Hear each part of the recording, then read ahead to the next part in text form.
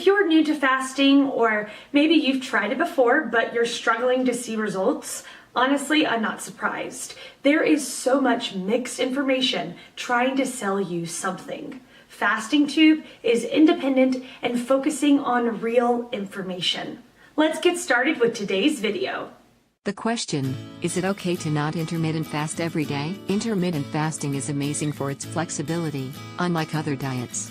In fact, and you'll find this stated a lot, intermittent fasting, is not a diet, it is a way of eating. Diets. Look at the features of intermittent fasting and you'll see it is actually scheduled eating, and there are many options and ways of practicing it. I will demonstrate from personal experience the way of flexibility has worked for me. These are some of the ways it is done by many. Eat, stop, eat in 5 halves. Eat for 5 days, fast for 2. Eat, stop, eat in 5 halves. Eat for 5 days, fast for 2. Eat, stop, eat. Practitioners eat regularly on one day and fast the next, but the fast is not a complete fast. These practitioners eat around 500 calories on fast days. Same with the 5/2 practitioners. On the 2 fasting days they take in around 300,500 calories. Although some go without any caloric intake on fasting days. This proves to be difficult and fatal for some. Fatal means it kills the idea of it for some, not for those attempting it. Fast. I stop eating on Wednesday afternoons between 14:08:00 and 16:08:00 and resume eating between 08:08:00 and 13:08:00 on Friday. I aim for at least 36 continuous hours of zero-calorie intake and have consistently managed 40 hours for just over 3 months. If there are social activities on Friday, usually in the evening, I break fast at 13:08:00 so I can eat later into the evening. 16/8 and 18/6, maybe 12/12. 16/8 and 18/6, maybe 12/12. What this means is that practitioners break their 24-hour period into 2 distinct periods. The first number, 16, 18, and 12, is the fasting window where no, or up to 50 calories for some, are taken. The 16/8 diet is done by people who follow lean gains. They have a longer feeding window to maximize how much muscle they gain by eating enough. I think you get the gist of 18/6 and 12/12. The shorter period, 18/6, is used by those with time pressure, and the longer one, 12/12, by those who are unable to fast very long and by those who start out with fasting for the first time. Diet. Usually with 12/12 people skip breakfast and consequently end up with 12 hours of fasting under the belt with some ease because the time spent sleeping is included in the fasting window. I do variations of 16/8 and 18/6 on Friday, Saturday and Sunday. Most social activities are on these days, and because of food at social activities it is just easier to not have to deal with explaining it to people. 24ths or OMAD. 24ths or OMAD. This is done by the more hardcore practitioners who fast daily.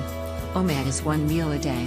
This is hardcore because it requires staying hungry for up to, and sometimes longer than, 20 hours daily, followed by eating 2,400 calories in one sitting, or however many meals you can squeeze into a 4-hour eating window.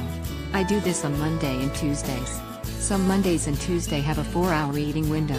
Other times it is getting 2,400 calories in one sitting. This usually requires feasting.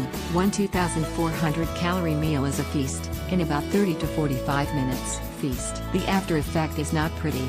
I normally feel as if my stomach will explode for about 2 to 3 hours after eating that much. I have managed to find ways to reduce the food volume while keeping the calorie count high. Peanut butter, any nut butter really, potatoes, beef liver, dark chocolate, raisins, other dried fruits too, Greek yogurt, are all some of the ways I ensure a high caloric intake without feeling too full after. During my 24ths or OMAD days I go crazy on fats and proteins. Benefits from eating in the above ways. Benefits from eating in the above ways. Flexibility. The above method of eating gives me a lot of flexibility in what I eat and how I eat.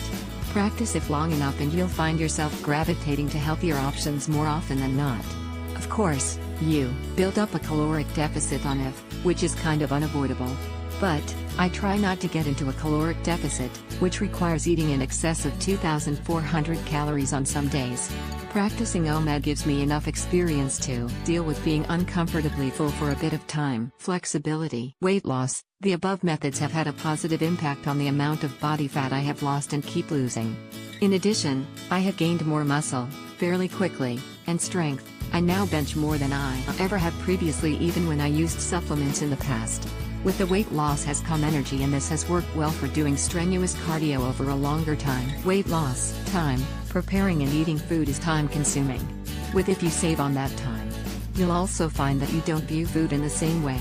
Anyways, I now have more time for learning new things, paying attention to the other hobbies, consistently get to the gym and getting through workouts. Time. Physical well-being. The weight loss is already one with the muscle and strength gains along with increased stamina. Clear skin is another, and easy sleeping yet another. Not only that, because of the extra time you get from doing if you can sleep more, which has a host of other benefits, none of which I will go into here. Physical well-being. Specific to your questions, it is okay to not fast every day so long as you have several extended periods during the day that you spend in a fasted state. Hopefully the above information gives you some ideas about how you can be flexible in how you do it.